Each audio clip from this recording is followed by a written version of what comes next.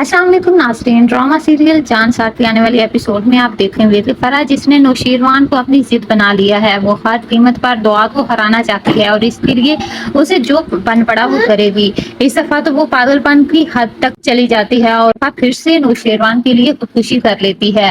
اسے ہر قیمت پر نوشیروان کی توجہ چاہیے، وہ نوشیروان کو اپنے پاس پلانے کے لیے کچھ بھی کر سکتی ہے اور دعا کے گھر کو برباد کرنے کے لیے بھی۔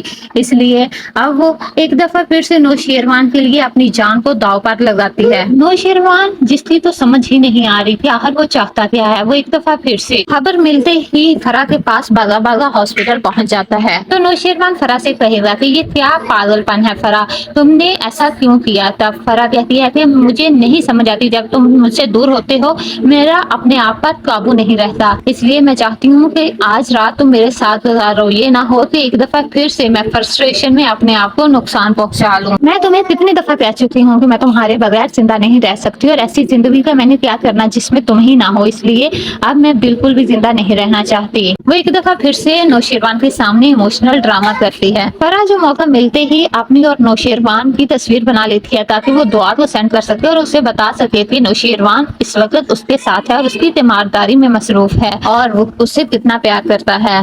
اس لیے جب فرح کو موقع ملتا ہے تو وہ یہ تصویر دعا کو سینڈ کر دیتی ہے۔ دعا جو نوشیروان کا انتظار کر رہی ہوتی ہے، جب فرح اسے تصویر سینڈ کرتی ہے تو یہ دیکھ کر دعا کو بھی بہت زیادہ غصہ آتا ہے۔ جب اگلے دن صبح نوشیروان گھر واپس آتا ہے تو دعا اپنا سارا غصہ نوشیروان پر نکالتی ہے۔